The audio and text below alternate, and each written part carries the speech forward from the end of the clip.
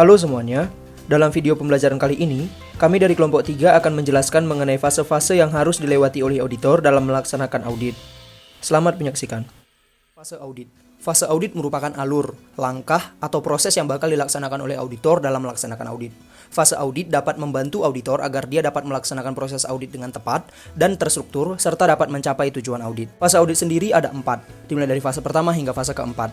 Di mana fase yang pertama ini adalah fase merencanakan dan mendesain pendekatan audit berdasarkan prosedur penilaian risiko. Dalam fase ini terbagi menjadi 8 subfase, yaitu yang pertama menerima klien dan melakukan perencanaan awal. Dalam subfase yang pertama ini, kantor akuntan publik atau auditor harus melaksanakan 4 tahap. Yang pertama, dia harus memutuskan apakah dia bakal menerima klien baru atau mempertahankan kerjasama dengan klien yang lama. Jika kantor akuntan publik memutuskan untuk menerima klien baru, maka standar audit mewajibkannya untuk melakukan investigasi terlebih dahulu atas klien yang bakal dia audit. Hal ini bertujuan untuk menentukan apakah klien tersebut layak untuk diaudit atau tidak. Kemudian, standar audit juga mewajibkan auditor dari kantor akuntan publik yang baru untuk berkomunikasi dengan auditor dari kantor akuntan publik yang lama jika klien tersebut telah diaudit oleh kantor akuntan publik yang lain sebelumnya. Kemudian, jika kantor akuntan publik memutuskan untuk mempertahankan kerjasama dengan klien yang lama saja, maka standar audit juga mewajibkan kantor akuntan publik untuk melakukan evaluasi apakah ada alasan-alasan di mana hubungan atau kerjasama mereka harus dihentikan atau tidak. Yang kedua adalah KAP harus mengidentifikasi juga apa alasan klien atau kenapa klien membutuhkan audit. Tujuannya adalah untuk menentukan acceptable audit risk. Acceptable audit risk merupakan salah satu jenis risiko yang dihadapi oleh auditor dalam melaksanakan proses audit. Acceptable audit risk ini sangat dipengaruhi oleh alasan klien akan audit. Artinya, jika klien membutuhkan audit untuk sesuatu hal yang vital, maka acceptable audit risk bakal ditetapkan rendah, supaya auditor benar-benar yakin bahwa laporan keuangan ini memang telah bebas dari salah satu material, meskipun audit nanti telah selesai dilaksanakan. Kemudian untuk prosedur yang ketiga adalah kantor akuntan publik harus mencapai kesepakatan atau kesepahaman dengan klien. Tujuannya adalah untuk menghindari masalah atau kesalahpahaman dengan klien di masa yang akan datang. Hasil dari kesepakatan ini harus dituangkan dalam surat penugasan atau kita kenal dengan engagement letter, di mana isi dari surat penugasan harus menerangkan mengenai tujuan penugasan itu sendiri, tanggung jawab auditor, tanggung jawab manajemen, dan kerangka pelaporan keuangan yang digunakan oleh klien. Kemudian untuk prosedur yang keempat yang harus dilakukan oleh KAP yaitu adalah mengembangkan strategi audit secara keseluruhan. Dalam hal ini, kantor akuntan publik harus menetapkan lingkup audit, waktu pelaksanaan, dan arah audit, serta menetapkan siapa yang akan ditugasi dalam hal tersebut. Kemudian untuk subfase yang kedua yaitu adalah memahami bisnis dan industri klien. Hal ini bertujuan untuk membantu auditor menilai risiko salah saji material dalam laporan keuangan. Mengapa demikian? Karena masing-masing bisnis dan industri pasti memiliki sifat dan karakter yang berbeda-beda. Demikian pula dengan potensi atas salah saji dalam laporan keuangannya. Untuk itu, setiap auditor harus memahami bisnis atau industri dari klien yang bakal dia audit supaya dia bisa memahami bagaimana potensi salah saji dalam laporan keuangannya. Agar bisa memahaminya, auditor harus memahami 5 komponen. Yang pertama ada industri dan lingkungan eksternal, operasi dan proses bisnis, manajemen tata kelola, tujuan dan strategi klien, serta ukuran dan kinerja dari klien. Kemudian untuk subfase yang ketiga adalah melakukan prosedur analitis awal. Prosedur analitis adalah proses untuk membandingkan rasio keuangan klien dengan benchmark. Rasio keuangan merupakan ukuran dari kinerja keuangan yang diukur dengan data-data keuangan yang akan dibandingkan dengan benchmark atau tolak ukur. Benchmark dalam hal ini adalah rasio keuangan perusahaan di tahun yang lalu atau membandingkannya dengan rasio keuangan perusahaan lain di tahun yang sama dan yang ada di industri yang sama. Hal ini tujuannya untuk mengetahui apakah ada perubahan-perubahan yang tidak biasa dalam laporan keuangan, sehingga bisa memberi warning atau bisa memberi peringatan atau bisa memberitahu auditor area-area mana dalam laporan keuangan yang butuh perhatian khusus dalam proses audit. Kemudian untuk subfase yang keempat adalah menetapkan tingkat materialitas. Materialitas merupakan ukuran salah saji di mana salah saji tersebut dapat mempengaruhi keputusan yang dibuat oleh pengguna laporan keuangan. Sebenarnya untuk materialitas ini sendiri ada 5 tahap, tapi dalam perencanaan ini hanya ada 2 tahap. Yang pertama adalah kita menetapkan preliminary judgment about materiality. Preliminary judgment about materiality ini merupakan pertimbangan pendahuluan auditor mengenai tingkat materialitas. Nah, dalam menetapkan preliminary judgment about materiality, ada faktor yang harus diperhatikan, yaitu bahwa materialitas itu relatif dan bukan absolut, kemudian dibutuhkan benchmark atau pembanding, dan faktor kualitatif itu juga terkadang mempengaruhi materialitas. Perlu diketahui bahwa preliminary judgment about materiality ini merupakan ukuran materialitas atau ukuran salah saji secara keseluruhan untuk satu laporan keuangan. Kemudian untuk tahap kedua adalah kita harus mengalokasikan atau menentukan performance materiality dalam masing-masing segmen. Jadi, tahap kedua ini merupakan tahap di mana kita harus menentukan performance materiality, yaitu dengan mengalokasikan preliminary judgment about materiality ke dalam masing-masing segmen dalam laporan keuangan. Karena audit dilakukan untuk masing-masing segmen, bukan untuk satu laporan keuangan sekaligus. Subfase yang kelima adalah kita harus mengidentifikasi resiko yang signifikan, baik yang diakibatkan oleh fraud ataupun error. Resiko yang signifikan dalam hal ini merupakan resiko salah saji material yang butuh pertimbangan khusus oleh auditor. Nah, resiko ini bisa disebabkan karena kecurangan atau mungkin juga gara-gara kesalahan. Resiko yang signifikan ini yang harus diketahui oleh auditor agar auditor dapat memutuskan prosedur audit apa yang bakal dilaksanakan untuk menyelesaikannya. Kemudian, subfase yang berikutnya adalah menilai risiko inherent. Risiko inherent nama lainnya adalah risiko bawaan, yaitu adanya resiko salah saji dalam laporan keuangan sebelum kita mempertimbangkan resiko pengendalian. Nah, faktor yang mempengaruhinya bisa berupa sifat bisnis, hasil audit sebelumnya, dan lain-lain. Perlu diketahui, risiko inherent memiliki hubungan lurus dengan jumlah bukti yang harus diakumulasikan. Kemudian, subfase yang ketujuh adalah kita harus memahami internal control dan menilai risiko pengendalian. Risiko pengendalian ini merupakan risiko bahwa adanya kemungkinan salah saji material tapi tidak terdeteksi atau tidak tercegah oleh internal control perusahaan. Nah, sama halnya dengan risiko inherent, risiko pengendalian juga memiliki hubungan lurus dengan jumlah bukti yang harus diakumulasikan. Untuk mengetahui lebih lanjut mengenai risiko yang dihadapi auditor dalam melaksanakan audit, teman-teman dapat menyaksikan video yang telah dibuat oleh kelompok 5. Kemudian untuk subfase yang ke-8 atau subfase yang terakhir adalah menyelesaikan strategi audit dan perencanaan audit secara keseluruhan. Dalam tahap ini, auditor bakal menyelesaikan seluruh strategi audit dan menyelesaikan seluruh perencanaan audit dan membuat program audit secara keseluruhan. Demikian tahap-tahap yang harus dilaksanakan oleh auditor atau kantor akuntan publik dalam fase yang pertama, di mana biasanya fase yang pertama ini dilaksanakan oleh auditor atau kantor akuntan publik di akhir bulan ke-8 dalam tahun buku atau di akhir bulan Agustus. Fase 2, melakukan pengujian pengendalian dan pengujian substantif transaksi. Melakukan pengujian pengendalian.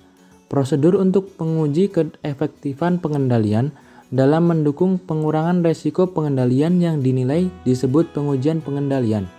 Digunakan 4 jenis prosedur untuk mendukung efektivitas operasi pengendalian internal. Yang pertama, mengajukan pertanyaan kepada personel klien yang tepat. Yang kedua, memeriksa dokumen, catatan, dan laporan. Yang ketiga, mengamati aktivitas terkait kontrol.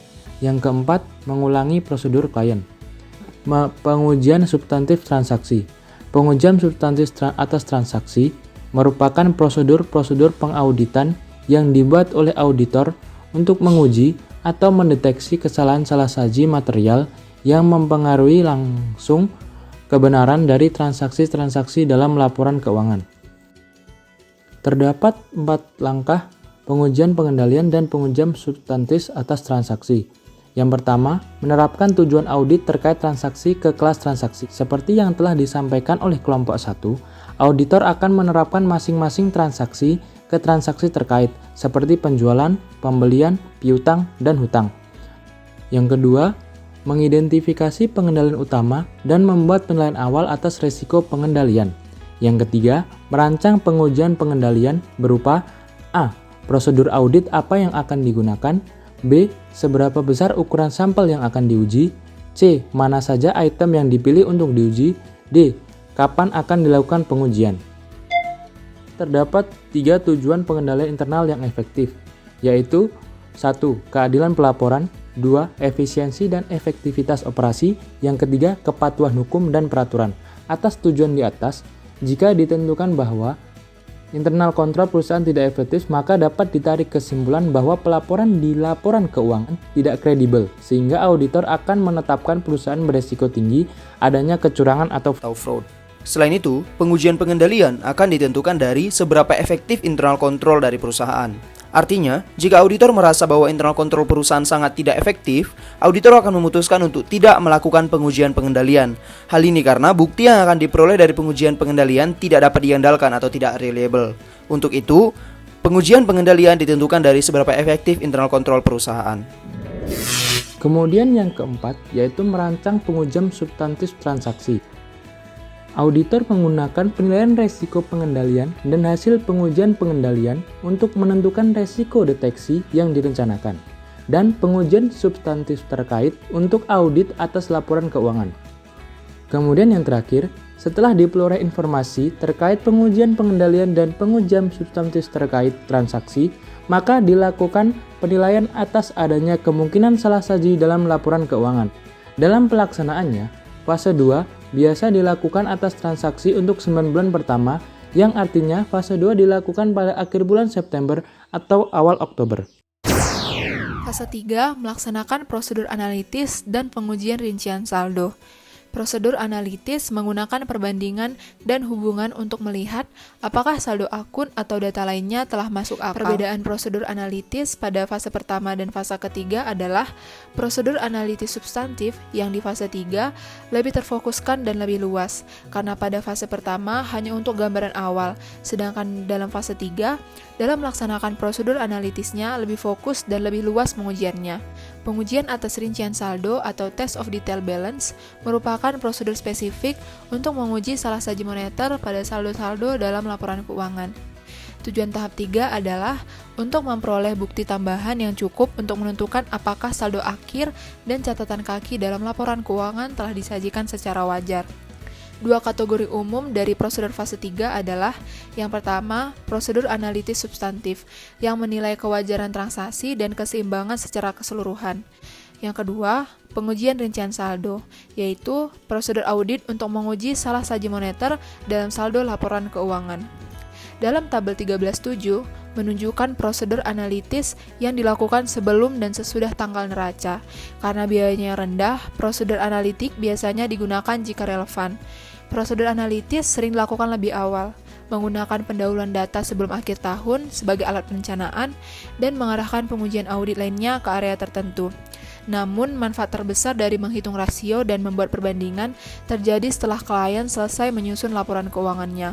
Idealnya, prosedur analitis substantif dilakukan sebelum pengujian rincian saldo, sehingga kemudian dapat digunakan untuk menentukan seberapa luas pengujian saldo. Di dalam tabel 13.7 juga menunjukkan bahwa pengujian rincian saldo biasanya dilakukan terakhir. Pada beberapa audit, semuanya dilakukan setelah tanggal neraca.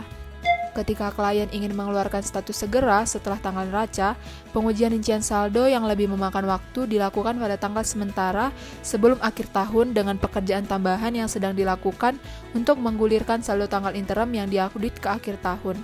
Pengujian substansial saldo yang dilakukan sebelum akhir tahun memberikan jaminan yang lebih sedikit dan biasanya hanya dilakukan kapan pengendalian internal efektif.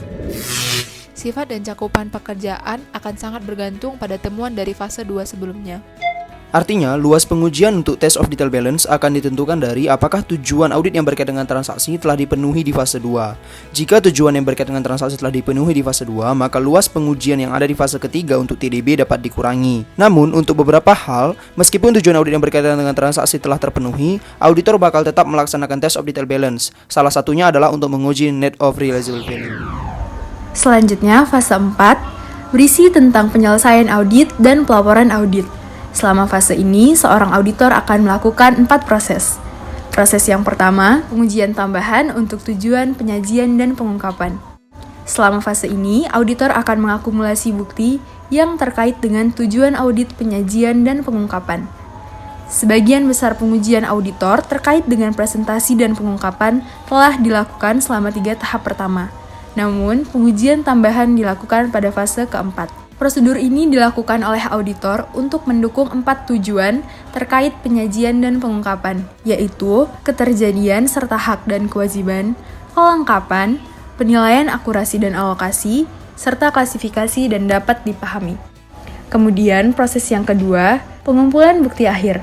Selain bukti yang diperoleh untuk setiap siklus selama fase 1 dan 2, dan untuk setiap akun selama fase 3, auditor harus mengumpulkan bukti berikut untuk laporan keuangan secara keseluruhan selama fase penyelesaian, yaitu melakukan prosedur analitis akhir, mengevaluasi asumsi keberlangsungan usaha, mendapatkan surat representasi klien, serta membaca informasi dalam laporan tahunan untuk meyakinkan bahwa informasi yang disajikan konsisten dengan laporan keuangan. Kemudian, proses yang ketiga, menerbitkan laporan audit. Laporan audit merupakan output atas pelaksanaan kegiatan audit yang disusun setelah pelaksanaan audit. Jenis laporan audit yang diterbitkan bergantung pada bukti yang terkumpul dan temuan-temuan auditnya.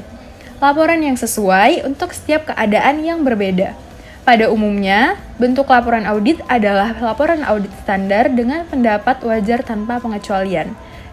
Selain wajar tanpa pengecualian, ada beberapa jenis opini lain yang dapat dikeluarkan oleh auditor berdasarkan kondisi-kondisi tertentu, atau yang kita kenal dengan opini modified. Adapun jenis opini ini bisa berupa wajar tanpa pengecualian dengan paragraf penjelas, adverse atau tidak wajar, wajar dengan pengecualian atau qualified, dan disclaimer atau menolak memberikan pendapat. Berikut adalah contoh bagian-bagian dari laporan audit. Kemudian, proses yang terakhir adalah komunikasi dengan komite audit dan manajemen.